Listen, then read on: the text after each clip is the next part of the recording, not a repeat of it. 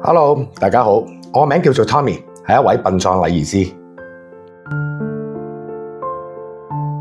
咁我哋個工作咧就係屬於一個殯葬儀式嘅策劃人，咁而我哋背後嘅工作團隊咧經驗都非常之豐富噶啦，都超過10至15年以上。咁我之前咧本身就從事呢一個飲食嘅行業啦，咁大概都15年噶啦。咁後尾就因為我屋企人嘅邀請啦，咁所以就投身咗入去呢一個殯儀嘅行業。咁點解會考慮咧？本身係有一個契機嘅，就係源於我太太嘅婆婆喺10年前嘅離世。當時俾我知道係個儀式咧個使費咧上下加埋用咗成15萬咁多。咁當時我從事殯儀行業嘅親戚啦，咁都有提醒過我價錢嗰方面咧可能有少少問題咁。咁但係都當時因為係太太屋企人嗰邊處理啦，咁所以當時我都冇干涉乜太多。咁但係反而我會諗緊一樣嘢就係殯儀行業可唔可以做得比較透明度高啲咧、專業啲啦，同埋係可唔可以用良心去經營呢一樣嘢？我反而覺得最重要。咁所以我加入咗呢一個行業啦，亦都希望可以同行嘅人啦一齊去提升翻行內嘅專業同埋服務嘅質素。因為我認為呢一份工作咧唔係單單送別先人咁簡單，更加係俾在世嘅人一種精神上嘅慰藉會更加多咯，我覺得係。一開始真係要適應啊，真係，因為去殯儀館嘅數目又多咗啦，又都見到比以往遺體你係見得多咗啦咁樣，咁同埋你又要處理有時現場嘅家屬嘅情緒氛圍，係啦，咁呢一方面到我今時今日都學習緊嘅，不斷要學習去點樣處理家屬嘅情緒啦，同埋溝通咁樣咯。咁我哋個工作咧，其實都有好多唔同嘅分工啦。咁首先最早接觸家屬嘅就一定係我啦，去同佢去商討下細節啦，或者係商討下一啲唔同嘅要求啊咁樣。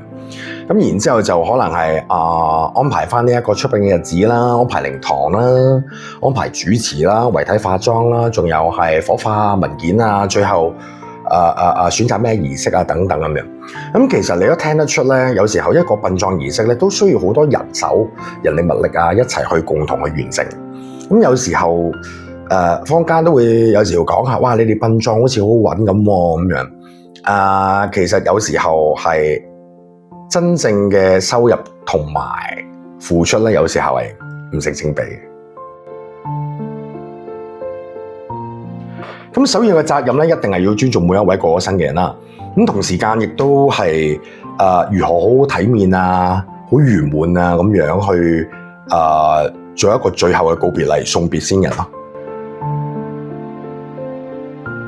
成個殯葬儀式消費得最大都有2項。咁第一個就係靈堂啦。靈堂有時候都個消費開支可以分別好大，可以由幾千蚊至到幾萬蚊都有嘅。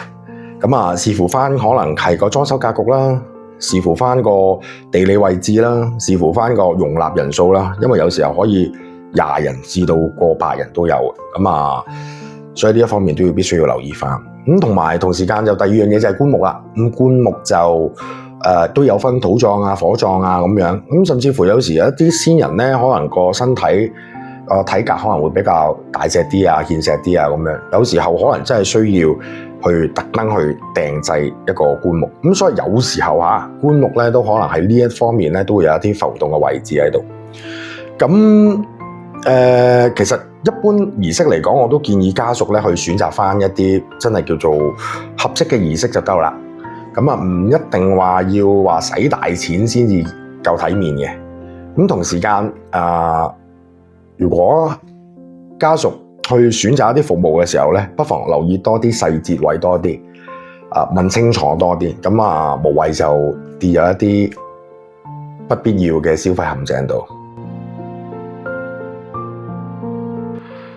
我哋服務嘅理念咧係以真誠、專業同埋良心為核心嘅，希望確保到每一位嘅家屬啦，告別禮嘅時候咧係能夠做到滿意同埋安心。如果你係揾緊一個值得信賴嘅殯葬禮儀師，我希望可以成為你哋嘅選擇。今日我嘅分享到呢一度，咁我希望分享到嘅內容可以幫助到大家。如果大家有任何疑問嘅話，隨時可以聯絡我。